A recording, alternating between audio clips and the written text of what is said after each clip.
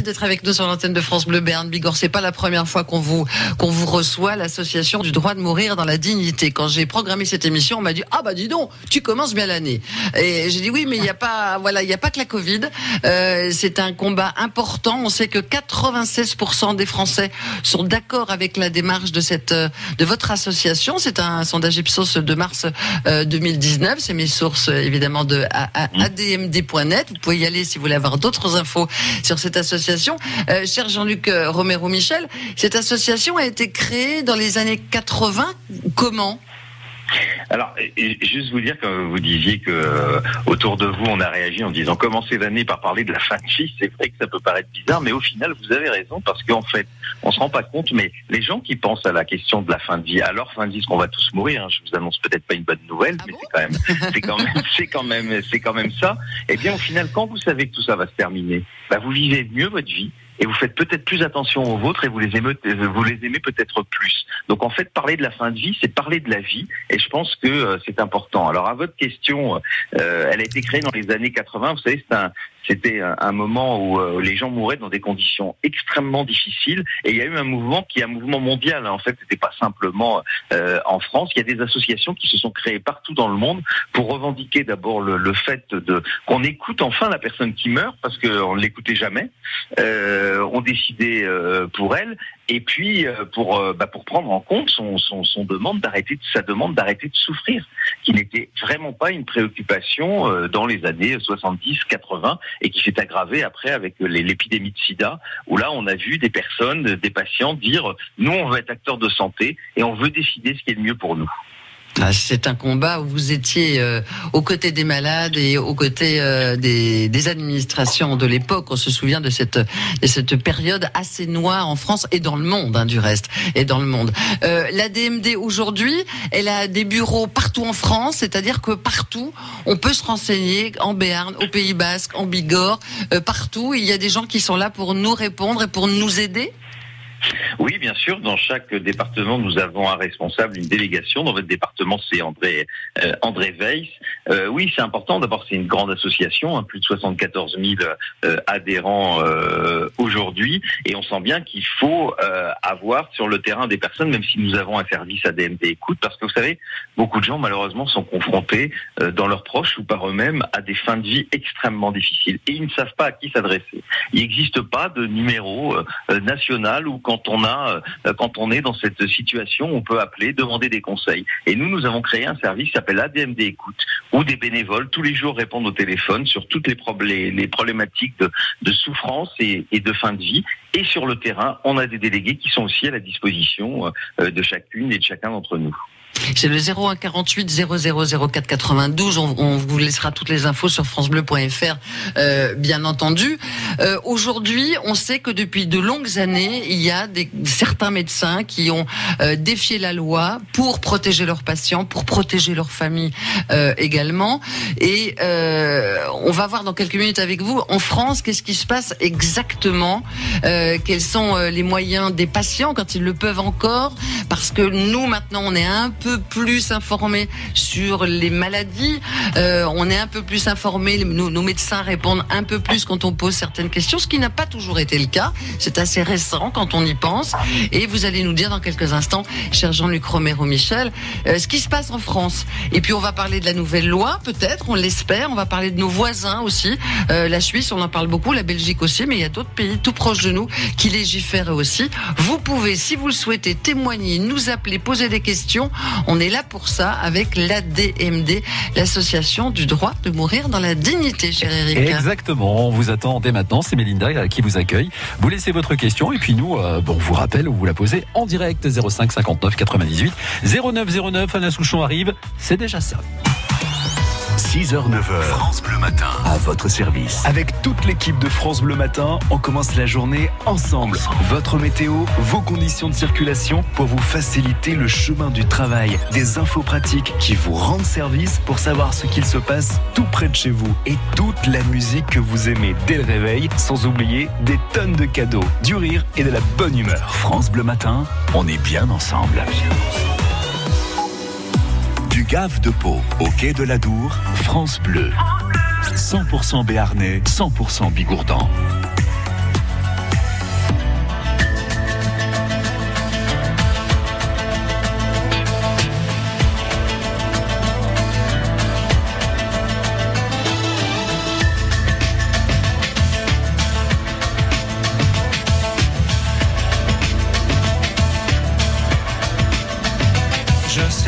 que rue Belleville, rien n'est fait pour moi, mais je suis dans une belle ville, c'est déjà ça. Si loin de mes antilopes, je marche tout bas, marcher dans une ville d'Europe, c'est déjà ça.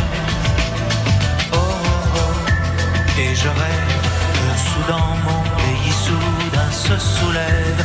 Oh, oh. Rêver c'est déjà ça, c'est déjà ça.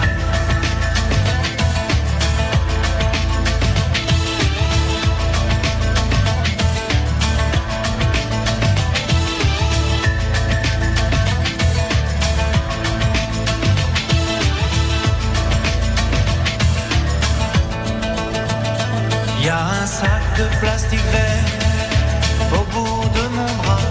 Dans mon sac vert il y a de l'air, c'est déjà ça. Quand je danse en marchant dans ces jets là-bas, ça fait sourire les passants, c'est déjà ça. Oh, oh, oh. Et je rêve que soudain mon pays soudain se soulève. Oh, oh. Rêver, c'est déjà ça, c'est déjà ça. C'est déjà ça. Déjà ça. Déjà.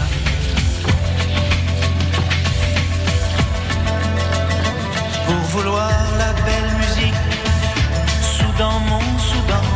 Pour un air démocratique, on te casse les dents. Pour vouloir le monde parler, Soudan, mon Soudan, suis de la parole échangée, on te casse les dents. Oh, oh, oh. Et je rêve que Soudan, mon pays, soudain se soulève. Oh, oh. Rêver, c'est déjà ça, c'est déjà ça.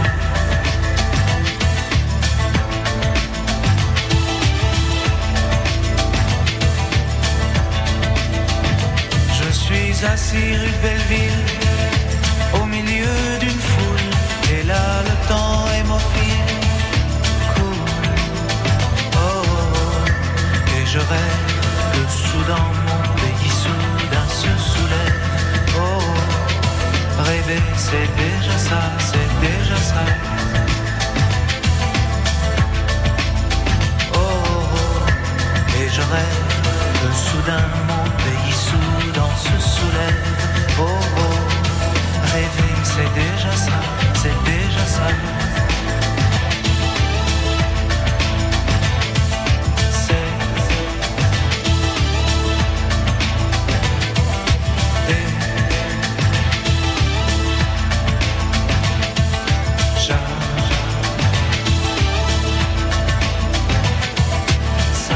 C'est déjà ça, on sera ravis de l'accueillir, j'espère, bientôt au Zénith de Pau, Alain Souchon. Et ce titre fait partie de la compilation des 40 ans de France Bleu, grand succès d'Alain Souchon. C'est une compile 4 CD. France Bleu Béarn Bigorre. La vie en bleu, 100% service. Exactement, et vos témoignages, on parle de l'ADMD ce matin. Isabelle, avec votre invité. Oui, l'association pour le droit de mourir dans la dignité, présidée par Jean-Luc Romero.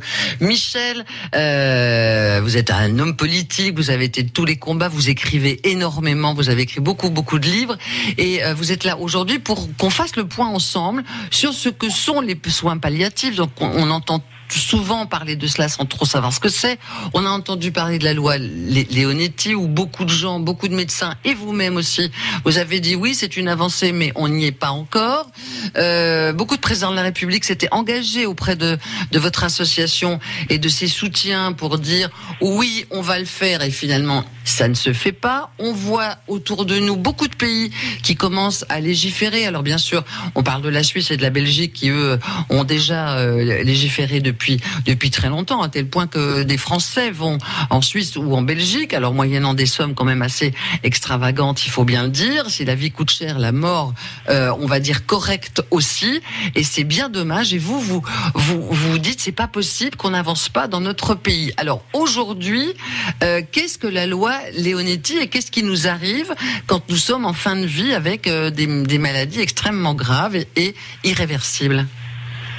Alors, il y a eu 3 lois Leonetti, en fait, une en 2005, une en 2010 et une en 2016. La première loi, en fait, c'était suite à l'affaire Vincent Humbert, vous vous rappelez peut-être. Oui, bien sûr. Ce jeune qui demandait au président de la République, Chirac, à l'époque, le droit de mourir et qui avait été aidé dans un premier temps par sa maman, Marie Humbert. Et à ce moment-là, on s'est rendu compte que, évidemment, on mourait très très mal en France, que les moyens n'étaient pas là, parce que le grand paradoxe, c'est, vous savez, en France, on met beaucoup d'argent sur le début de la vie, et tant mieux, il faut continuer comme ça. Par contre, sur la fin de la vie, les moyens ne sont pas à la hauteur, et on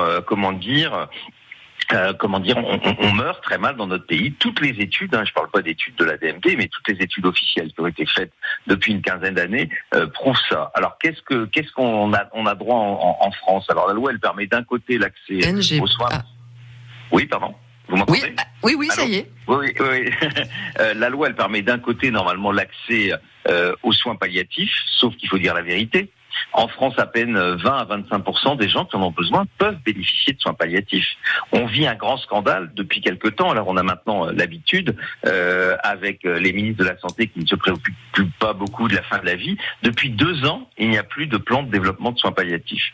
On est mort dans des conditions terribles en début d'année avec la Covid, où les soins palliatifs n'ont pas du tout été associés.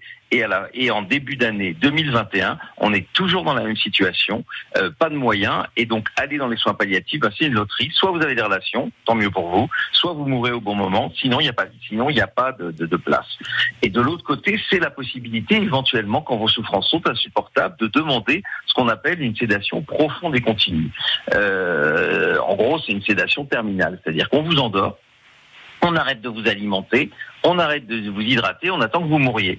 Et ça peut parfois durer 3 semaines. Alors je veux pas être caricatural, ça peut bien sûr être une solution. Si vous êtes très très âgé, très malade, et que votre cœur va lâcher, que tout ça va lâcher en quelques heures, pourquoi pas? D'ailleurs, ça se pratique depuis très très longtemps en Belgique. Il y a aussi l'euthanasie, et ça peut fonctionner, mais si c'est dans les 24 heures ou 48 heures maximum. Le problème en France, c'est que c'est d'abord le médecin qui décide, parce que vous avez le droit de demander. On a toujours le droit de demander, sauf que c'est lui qui décide, et là, ça pose un problème. Ce n'est pas vous qui décidez, une fois de plus. Et puis, je vous dis, selon la pratique qui est menée, parfois, ça dure très longtemps. Et vous savez, quand on arrête de vous alimenter, de vous hydrater, c'est une façon de vous laisser mourir de faim et de soif. Alors, certains n'aiment pas qu'on dise ça, mais c'est la réalité, parce qu'on attend que vos reins soient atteints. Donc, vous imaginez, avec on nous dit les gens ne souffrent pas. Comment on peut dire ça alors qu'il n'y a jamais eu d'études? Et puis, on voit des choses claires, des signes cliniques. On voit des escarres, des phlébites, des encombrements, des infections multiples, des spasmes, des hémorragies, des convulsions. Vous imaginez, en plus, pour ceux qui y assistent, cette violence qu'on laisse aujourd'hui en France, et on nous dirait en face, demandez simplement à partir en quelques minutes entouré des siens avec un produit qui vous fait partir, je vous dis, en quelques minutes, ça paraît très scandaleux. C'est bien pire, aujourd'hui on vous laisse mourir à petit feu. Nous sommes d'accord. Et je le répète, 96% des Français sont d'accord avec vous. C'est un sondage Ipsos qui date de mars 2019.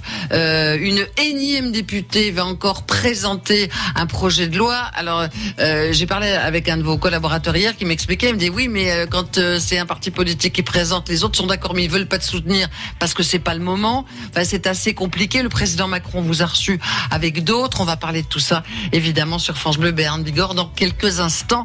L'association du droit de mourir dans la dignité ce matin, Éric Dreux. Et bien sûr, on vous attend si vous-même vous posez des questions. C'est un sujet délicat, oui, donc je comprends qu'on ne soit pas débordé non plus d'appels. C'est un petit peu normal, mais c'est bien aussi de prendre conscience de ça et d'avoir des réponses claires, comme celle que nous donne actuellement notre invité Jean-Luc Romero. Michel, et vos témoignages, peut-être vos questions, 05 59 98 09 09. On est là pour en parler ce matin. Claudio Capéo en musique et son dernier titre, ça s'appelle E penso a te.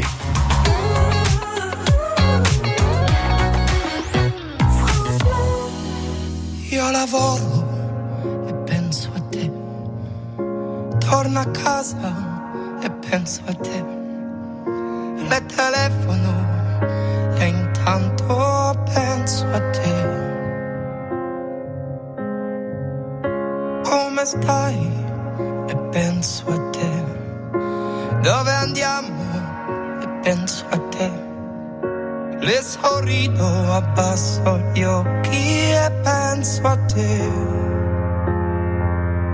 Non so con chi adesso sei, non so che cosa fai, ma so di certo a cosa stai pensando.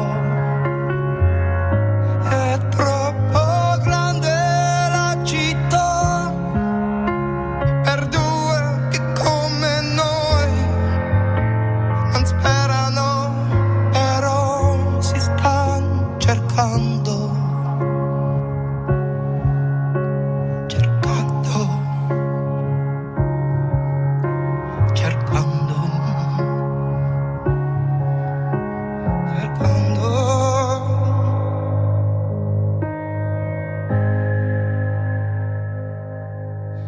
Scusa è tardi e penso a te, t'accompagno e penso a te. Non sono stato un divertente, penso a te. Sono al buio e penso a te. Chiudo gli occhi e penso a te. Io non dormo e penso a te.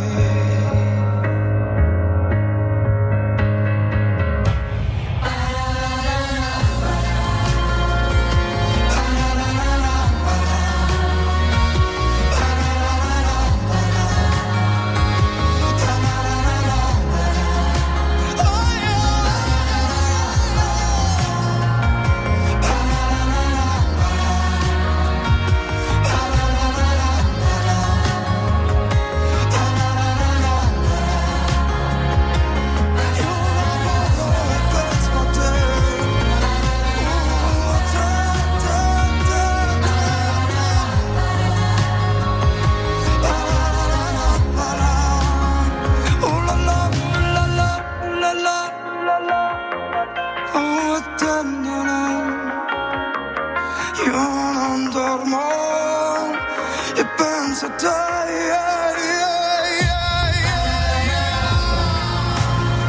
Io non dormo e penso a te. Torno a casa e penso a te.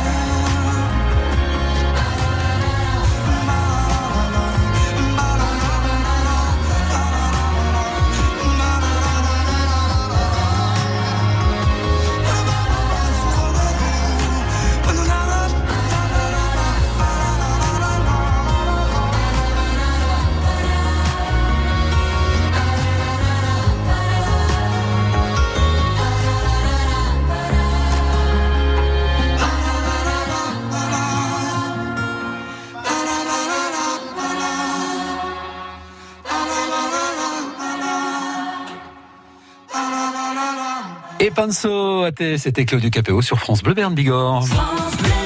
La vie en bleu sur France Bleu Béarn Bigorre. Isabelle Young, Éric Dreux. Et l'ADMD, l'association pour le droit de mourir dans la dignité, avec votre invité Isabelle ce matin. Oui, le président Jean-Luc Romero Michel, l'association milite pour que tout le monde puisse choisir les conditions de sa propre fin de vie. Jean-Luc Romero, vous nous l'avez dit il y a quelques instants, en France, la loi Leonetti 2005, 2010, 2016, en réalité, on nous fait mourir dans des conditions dont on ne connaît pas réellement les souffrances du patient ou de la personne qui est en fin de vie. Et vous dites, on doit avoir le choix, c'est-à-dire on doit être encore conscient et dire, moi, je souhaite, si ma maladie évolue mal, si dans des conditions particulières, je souhaite décider de ma fin de vie. Oui, vous avez tout à fait raison, parce que on l'oublie, mais vous savez, quasiment 95 à 96% des personnes en fin de vie sont quasiment conscientes jusqu'au bout. Et c'est ces personnes qu'il faut écouter. C'est ça un peu le problème, c'est qu'on écoute toujours ceux qui sont et celles qui sont autour du lit, et pas la personne qui est concernée. Parce que vous savez, On est quand même dans une république laïque et il n'y a pas un principe supérieur dans notre république qui vous oblige à mourir le plus tard possible, et je pense notamment dans la souffrance. Si celles et ceux veulent mourir dans la souffrance, ils doivent pouvoir, si c'est leur choix, si c'est un choix religieux, éthique ou j'en sais rien, mais on ne peut pas imposer ça aux autres. Et puis vous savez, le problème de cette loi, c'est qu'on ne laisse pas de place au doute. C'est-à-dire que, vous savez, aujourd'hui, on en parle, on n'est a priori pas concerné à la minute qui vient, enfin je l'espère pour vous Isabelle et pour nous tous, et donc, je crois que sur cette question, on a tous des doutes. Et c'est pour ça qu'il faut une loi complète. Une loi qui vous permette d'obtenir ce que vous souhaitez en fin de vie. D'un côté, l'accès universel aux soins palliatifs, et j'insiste là-dessus, parce que les moyens ne sont pas là. C'est un vrai scandale dans notre pays. On est un pays riche. Et c'est pas normal que celles et ceux qui veulent aller dans des soins palliatifs ne puissent pas aujourd'hui, faute de moyens. Sauf de place, il n'y a pas assez de place, on est d'accord. Et voilà, il n'y a pas assez de place, on ne met pas l'argent. Il y a des départements qui n'ont pas d'unité de soins palliatifs. Et je pense notamment à des départements plus éloignés comme la Guyane, où il y a quand même un taux de mortalité important, vous vous rendez compte. C'est absolument terrible de laisser nos concitoyens dans cette situation-là. Et de l'autre côté, il y a un moment des souffrances, des souffrances psychiques, des douleurs physiques qu'on ne peut pas soulager, eh bien on doit avoir le droit de dire stop et de bénéficier soit d'une euthanasie, soit d'un suicide assisté. Et vous le disiez tout à l'heure, on voit bien qu'on commence à être entouré de pays, bientôt la France va être entourée de pays qui ont tous légalisé l'euthanasie. On peut évoquer les Pays-Bas qui a été le premier pays, la Belgique comme vous le rappeliez tout à l'heure, le Luxembourg, la Suisse qui a le suicide assisté, peut-être demain l'Italie. Vous vous rendez compte si l'Italie légalisait le suicide assisté? Un pays très croyant pour le moins. Oui, puisque le tribunal constitutionnel italien a demandé aux parlementaires de légiférer sur le suicide assisté. L'Espagne a voté, il manque le Sénat qui doit voter, mais a priori l'Espagne dans les semaines qui viennent va légaliser l'euthanasie. Il y a des chances, et le Portugal, ça devrait être dans les semaines qui viennent. Vous vous rendez compte, la France laïque, celle qui donne des leçons à tout le monde sur la question de la liberté. N'est pas capable d'avancer. Alors, je vous interromps parce que le temps passe toujours très vite quand vous êtes là, cher Jean-Luc. Tous les présidents de la République, le président Hollande, vous avez dit, je vais vous aider, je vais vous soutenir. Monsieur Macron vous a reçu et en même temps, il ne s'est rien passé, mais ça, à la limite, voilà, ça nous choque plus. La seule chose, c'est pourquoi, et essayez de répondre assez rapidement et on se retrouve dans quelques minutes, pourquoi l'Assemblée et les présidents de la République successifs qui sont d'accord et qui ont recouru évidemment pour leurs proches avec d'autres médecins, pourquoi ça n'avance pas? Pourquoi on n'arrive pas à avoir cette loi? Il y a deux lobbies puissants, je ne vais pas résumer à ça, mais comme on a peu de temps, d'abord le lobby des mandarins parlementaires, c'est-à-dire ces députés et ces sénateurs qui sont des grands médecins et qui n'arrivent pas à entendre et à comprendre que c'est à la personne de choisir ce qui est le mieux pour elle. Et puis mais eux, ils vont choisir s'il leur arrive un gros pépin. Eux, ils auront le choix. Et d'ailleurs, ils iront en Suisse. Même le président de la République disait, moi, je veux choisir. Non, ils n'ont pas besoin d'aller en Suisse. Rassurez-vous, ils trouvent des solutions. Des solutions ici. Et puis à côté, vous avez le lobby religieux. Moi, je respecte tout à fait les religions. C'est d'ailleurs ça, la laïcité, c'est reconnaître les religions. Mais les religions, elles n'ont pas imposé leur point de vue à partir du moment où elles sont respectées. Et jamais une personne qui a des croyances, qui veut mourir le plus tard possible, ne sera pas respectée parce que justement une loi qui légalise l'euthanasie, ça permet de sortir des abus qu'on vit aujourd'hui et ça permet de respecter la volonté de la personne. Et si la personne veut mourir le plus tard possible, eh bien moi je suis d'avis, parce que ce sera peut-être moi, vous savez, moi je suis un militant, mais peut-être qu'à la fin j'aurai une belle histoire d'amour et je voudrais mourir le plus tard possible, même si j'ai des souffrances. Donc vous voyez, notre loi, c'est une loi qui respecte tout le monde.